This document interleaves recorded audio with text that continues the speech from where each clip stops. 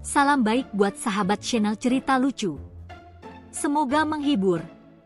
Yuk kita mulai ceritanya. Hari itu adalah hari yang sangat penting bagi santri Agus, seorang pemuda yang baru beberapa bulan bergabung di pondok pesantren tempatnya menuntut ilmu. Seperti kebanyakan santri lainnya, Agus punya keinginan besar untuk bisa bermanfaat bagi umat, terutama dalam hal dakwah. Tapi ada satu masalah besar yang mengganjal dirinya, dia itu pemalu. Sampai-sampai, kalau harus berbicara di depan orang banyak, dia bisa berkeringat dingin, tubuhnya gemetaran, dan mulutnya kering. Agus memang memiliki bakat ceramah yang luar biasa. Walaupun terkadang agak tersendat-sendat saat berbicara, ide-ide cemerlang sering datang begitu saja. Cuma, ada satu hal yang sering mengganggu pikirannya. Suatu kali, ketika sedang duduk di halaman pesantren, mendengarkan ceramah dari seorang kiai besar, Agus merasa bahwa dirinya suatu saat nanti pasti bisa berbicara dengan lancar seperti itu. Namun, saat dibutuhkan, kegugupannya pun datang. Suatu pagi yang cerah, tepatnya ketika matahari baru saja muncul dari balik bukit, Agus mendapatkan kabar yang cukup mengejutkan. Pengurus pondok pesantren mengumumkan bahwa dia akan diberi kesempatan untuk memberikan ceramah di hadapan seluruh santri dan beberapa orang tua yang hadir. Itu adalah kesempatan emas. Tapi, siapa yang tahu kalau ini adalah ujian mental terbesar dalam hidupnya. Saat itu juga, rasa gugup itu muncul begitu cepat, seperti mendung yang menutupi matahari. Sambil berjalan menuju tempat ceramah, Agus berpikir keras. Apa yang harus aku lakukan biar nggak grogi? Mungkin rokok bisa jadi solusinya. Rokok kan bisa bikin tenang, katanya sih begitu, pikirnya. Agus adalah seorang santri yang sangat suka merokok, meskipun tentu saja itu bukan contoh yang baik bagi para santri lainnya. Tapi dia berpikir, untuk menghadapi ceramah ini, dia membutuhkan sesuatu yang bisa menenangkan sarafnya yang sudah tegang. Begitu tiba di lokasi ceramah, Agus melihat banyak santri yang sudah duduk rapi di atas tikar, dan beberapa orang tua yang datang untuk mendengarkan ceramahnya. Semua orang tampak antusias, sementara di dalam hati Agus, hanya ada satu pikiran, gimana caranya aku bisa tenang dan gak kelihatan kayak orang yang sedang cemas setengah mati.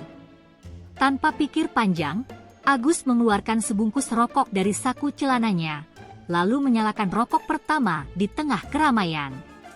Suara percikan api dan bau asap rokok langsung mengalir ke udara. Semua orang yang melihatnya tampak terkejut, tapi Agus berusaha untuk tetap tenang, sambil menepuk-nepuk dadanya yang berdegup kencang. Yah, setidaknya rokok ini bisa bikin aku lebih rileks, gumamnya. Akhirnya, ceramah pun dimulai. Agus berdiri di depan mikrofon dengan tangan gemetar memegang kertas catatan. Assalamualaikum warahmatullahi wabarakatuh, suaranya terdengar parau, tapi masih bisa terdengar jelas. Semua mata tertuju padanya, menunggu apa yang akan dia sampaikan. Namun, entah kenapa, dia merasa bahwa semuanya mulai terasa makin aneh. Rasanya seperti berada di dunia yang berbeda. Dia mulai teringat satu hal penting yang sering ditekankan oleh kiai-kiai di pondok pesantren. Jangan sampai ceramahmu hanya sekadar mengucapkan kata-kata, tapi harus ada pesan yang bisa bermanfaat. Agus mencoba menenangkan diri dengan menarik napas dalam-dalam sambil menghisap rokoknya. Tiba-tiba, mulutnya terasa kering dan tangannya gemetar. Oke, aku harus berbicara dengan serius, ya. Ini untuk umat, bukan untuk main-main, katanya dalam hati. Tapi sepertinya, dia malah semakin bingung dengan apa yang harus dia katakan.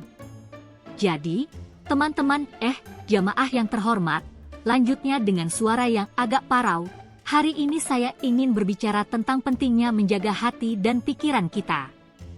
Agus mulai merasa ada yang aneh dengan suasana ceramahnya. Para santri memandangnya dengan penuh perhatian, sementara beberapa orang tua tampak geleng-geleng kepala. Agus yang merasa sedikit panik mencoba menenangkan diri lagi dengan merokok. Dia melihat rokok yang masih tersisa sebatang di tangannya. Biar tenang sedikit, gumamnya, lalu menyulut rokok lagi. Tangan kanan memegang rokok pertama, sementara tangan kiri memegang rokok kedua. Dalam kebingungannya, Agus lupa bahwa dia sudah kehabisan kata-kata untuk ceramahnya. Beberapa santri mulai saling berpandangan. Ada yang mulai tersenyum geli, sementara ada juga yang bingung. Apa yang terjadi dengan santri ini, pikir mereka. Tapi mereka semua tetap diam, tak ingin mengganggu ceramah Agus yang semakin aneh. Di tengah kegugupannya, Agus menatap sekeliling. Semua orang menunggu dia berbicara, namun mulutnya terkunci. Yang ada di pikirannya hanyalah satu, rokok. Aku butuh lebih banyak rokok. Tangan kiri dan kanan sudah memegang rokok, dan Agus merasa seperti berada dalam dunia yang sangat kacau. Ceramahnya yang awalnya bertujuan untuk memberikan pesan bermanfaat kini berubah menjadi pertunjukan konyol yang penuh dengan asap rokok dan kegugupan. Namun, karena perasaan cemasnya yang semakin memuncak, Agus mencoba untuk kembali fokus. Baik, kita lanjutkan, ujarnya, meskipun masih dengan suara gemetar. Dia mulai mengingat kembali apa yang ingin dia sampaikan. Tapi, bukannya meredakan ketegangan, rokok yang sudah terhisap 2 batang malah membuatnya semakin merasa aneh. Apa yang aku lakukan ini? Agus bertanya dalam hati. Namun, dia sudah berada di tengah ceramah yang konyol, dan tidak tahu harus bagaimana lagi. Sambil menggenggam kedua batang rokok, Agus merasa dunia seakan berputar lebih cepat daripada biasanya. Setiap detik terasa seperti 1 jam, dan setiap tarikan napas yang dalam berusaha untuk menenangkan dirinya hanya menambah kegugupan yang semakin parah. Begitu banyak pikiran yang melintas di kepalanya, tapi satu yang paling dominan, aku nggak bisa lanjut begini. Kalau aku nggak berhenti merokok, bisa-bisa aku jadi candu ceramah konyol ini. Dia melirik sekeliling. Beberapa santri yang duduk di depan mulai terlihat bingung, sedangkan yang lain justru tertawa kecil. Tawa itu bukan tawa yang penuh penghargaan, tetapi tawa yang menahan geli karena mereka tahu ini bukan ceramah biasa. Agus merasa dirinya semakin tenggelam dalam rasa malu yang tak terperikan. Namun, meskipun begitu, Agus berusaha bertahan. Ini adalah kesempatan yang tidak bisa dia lewatkan, bukan hanya untuk dirinya sendiri, tapi juga untuk menunjukkan bahwa dia mampu memberi manfaat bagi orang lain. Pikirannya kembali melayang, mencari topik untuk dilanjutkan. Dengan tangan kiri yang memegang rokok kedua dan tangan kanan yang memegang rokok pertama, dia melanjutkan ceramah dengan suara yang masih agak parau. Jadi, tadi kita sudah bicara tentang menjaga hati dan pikiran kita. Agus mencoba melanjutkan kalimatnya yang sempat terputus. Itu sangat penting, karena dari hati dan pikiran yang bersih, kita bisa menjalani kehidupan dengan lebih baik. Tapi semakin dia berbicara, semakin terasa bahwa kata-kata yang keluar dari mulutnya tidak mengalir dengan baik. Dia merasa seperti burung yang sedang terbang di udara tapi tidak bisa menemukan arah. Setiap kalimat yang dia ucapkan terasa hampa, dan rokok yang ada di tangan justru semakin menyemarakkan ketegangan yang sudah terlanjur menguasai dirinya. Agus menarik napas panjang, lalu kembali menyalakan rokok ketiga, kali ini dengan tangan kanan yang masih menggenggam rokok pertama dan tangan kiri yang menggenggam rokok kedua. 2 batang rokok di tangan, dan dia merasa ada sedikit kedamaian yang datang dari kepulan asap yang ia hirup dalam-dalam. Tapi, di sisi lain, dia juga merasa seperti ada yang salah. Kenapa aku jadi begini, pikirnya. Apa yang terjadi dengan ceramahku? Agus kembali menatap hadirin yang semakin memperhatikan tingkah konyolnya. Beberapa dari mereka tampak tidak bisa menahan tawa, meskipun mereka berusaha menutupinya dengan batuk-batuk ringan. Beberapa santri yang lebih tua terlihat saling berpandang-pandangan dengan wajah penuh kebingungan. Ini apa sih? Ceramah atau stand-up komedi? Pikir mereka. Namun, Mereka masih sabar menunggu, mungkin berharap Agus bisa menemukan kembali arah ceramahnya. Tiba-tiba, Agus teringat dengan satu hal yang dia baca di buku kecil yang selalu dibawanya. Buku itu berisi nasihat para ulama tentang cara berbicara di depan umum. Salah satu cara agar kita bisa menyampaikan pesan dengan baik adalah dengan menguasai isi ceramah dan menjaga ketenangan, pikir Agus. Namun, di saat yang sama, kedua tangan Agus semakin berat karena rokok-rokok yang ia pegang. Saat itulah Agus sadar bahwa dia sudah menjadi terlalu fokus pada rokok dan tidak pada ceramahnya. Tanpa sadar, rokok ketiga sudah hampir habis, dan dia sudah siap untuk menyalakan rokok keempat. Agus kembali menggenggam rokok baru, dengan tangan kiri yang masih memegang rokok kedua yang sudah hampir habis. Dengan tangan kanan, dia menyalakan rokok keempat itu, berharap kali ini bisa mendapatkan sedikit ketenangan. Suasana semakin aneh. Agus yang dulu dikenal sebagai santri yang cukup pendiam dan taat kini menjadi pusat perhatian dengan tingkah konyolnya. Bahkan, ada beberapa santri yang sudah menahan tawa besar. Mereka mulai saling berbisik di antara mereka, beberapa terlihat hampir tidak bisa menahan tawa. Wah, ini sih lebih mirip dengan komedi daripada ceramah, bisik salah seorang santri yang duduk di dekatnya. Agus merasa semakin terjepit. Rasanya seperti sedang berada di tengah lautan yang penuh dengan ombak, dan dia tidak tahu bagaimana cara berenang. Setiap detik terasa semakin lama, dan rasa malu yang melanda semakin membekap dirinya. Dengan kedua tangan yang masih memegang rokok, dia berusaha kembali fokus pada ceramah. Jadi teman-teman sekalian, Agus mencoba mengubah arah pembicaraannya. Hati yang baik akan membawa kita pada kehidupan yang lebih bahagia. Ya, begitulah, dan jangan lupa, merokok itu juga penting, tapi jangan berlebihan, seperti yang saya lakukan sekarang. Maksud saya, Agus mengernyitkan dahi. Dia mulai merasa semakin tidak terkontrol. Keringat dingin mulai mengalir deras di dahi Agus. Dia menyadari bahwa ceramahnya sudah melenceng jauh dari tujuan awal. Tapi, alih-alih berhenti, dia justru melanjutkan dengan lebih semangat lagi, walaupun suara dan kata-katanya semakin tidak jelas. Seolah-olah, setiap kata yang keluar semakin membuatnya terperangkap dalam kebingungannya sendiri. Para santri mulai tertawa lebih keras, kali ini tanpa bisa menahan lagi. Beberapa dari mereka bahkan menundukkan kepala karena malu melihat ceramah yang tidak seperti biasanya. Mereka tahu bahwa ini bukanlah ceramah yang bisa diambil manfaatnya, melainkan hanya menjadi kenangan lucu yang akan diceritakan bertahun-tahun kemudian. Namun, meskipun dalam kekacauan itu, Agus terus berusaha menyelesaikan ceramahnya. Setiap detik yang berlalu, dia merasa semakin dekat dengan titik nadir. Namun, dia bertekad untuk melanjutkan, meski tak tahu harus berkata apa lagi. Hadirin semakin tidak bisa menahan tawa, dan semakin banyak yang menundukkan kepala agar tidak terlihat tertawa. Mungkin mereka sadar bahwa ini bukan lagi tentang ceramah, tapi lebih kepada mencoba bertahan di tengah kekonyolan yang tak terduga ini. Semoga saja ceramah ini cepat selesai, pikir Agus dalam hati. Tapi di dalam dirinya, dia tahu bahwa ceramah ini akan dikenang bukan karena keberhasilannya, melainkan karena kesalahan yang lucu dan tak terlupakan ini.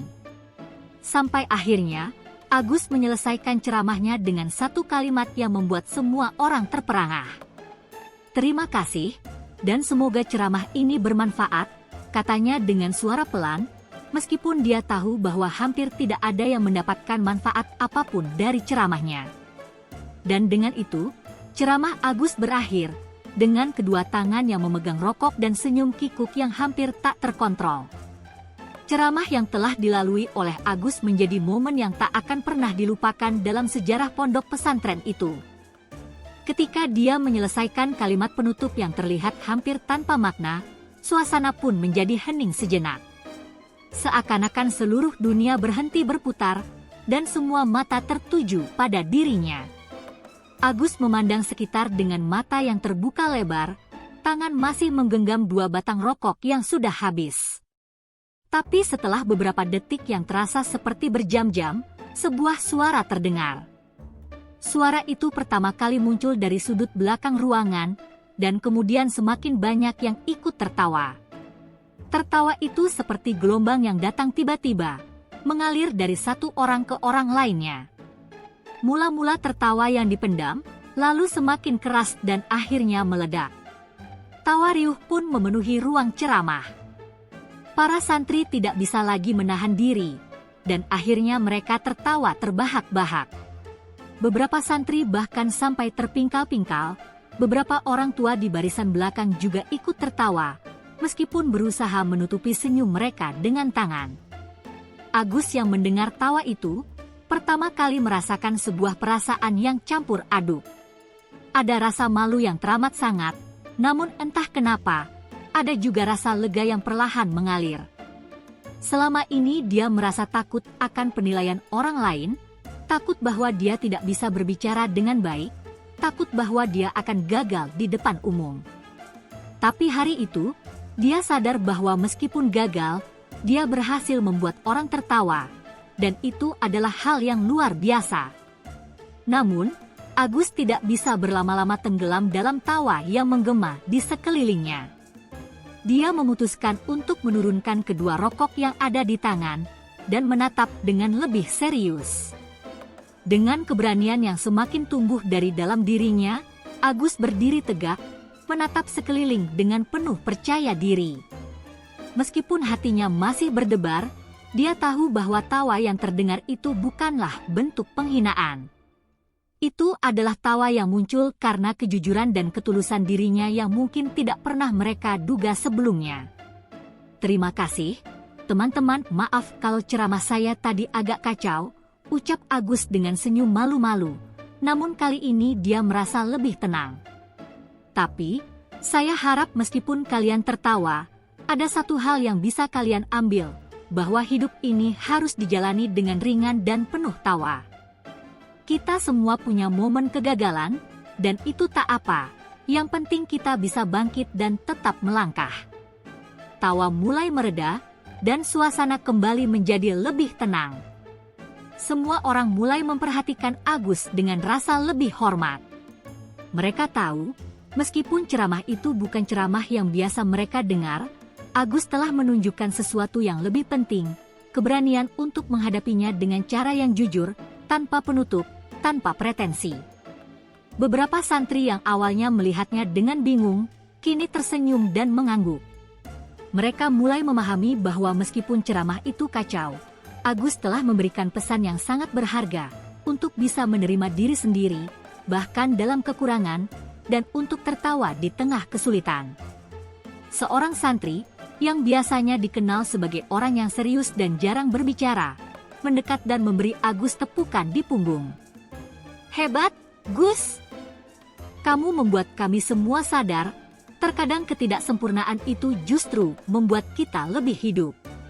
Ceramah kamu, ya, nggak biasa, tapi keren, katanya sambil tertawa. Agus tersenyum lebar, dan meskipun masih merasa canggung, dia merasa seolah beban berat yang menekan pundaknya selama ini mulai sedikit menghilang. Rasa cemas yang begitu mendalam mulai berganti dengan rasa ringan, dan meskipun dia tahu bahwa ceramahnya bukanlah sesuatu yang mengesankan secara intelektual, dia merasa ada sesuatu yang lebih penting yang dia sampaikan, keberanian untuk menjadi diri sendiri, meskipun konyol. Suasana di dalam ruangan akhirnya berubah.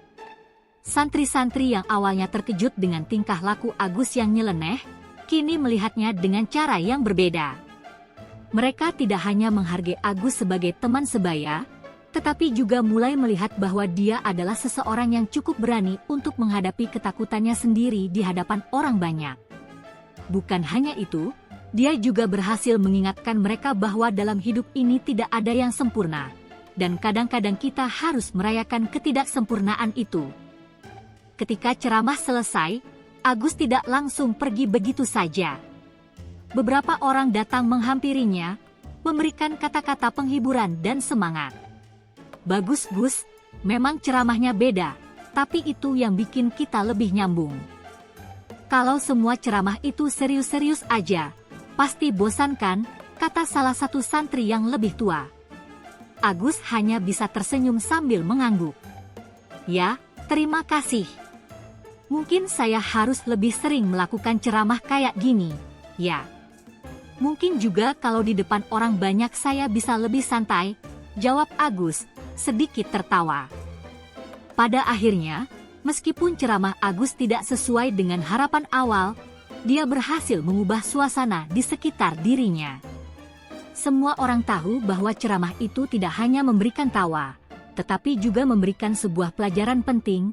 Kehidupan ini bukan tentang kesempurnaan, tetapi tentang bagaimana kita bisa menikmati setiap momen, bahkan ketika kita merasa canggung, aneh, atau bahkan konyol.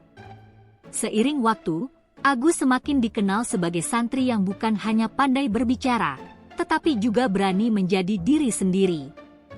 Ketika ada kesempatan ceramah lagi, tak sedikit yang berharap Agus kembali memberikan ceramah, bukan karena keseriusannya, tetapi karena ketulusan dan keberaniannya untuk berbicara apa adanya. Dan di pondok pesantren itu, cerita tentang ceramah Agus yang penuh dengan kegugupan, prokok, dan tawa menjadi salah satu cerita yang tak terlupakan.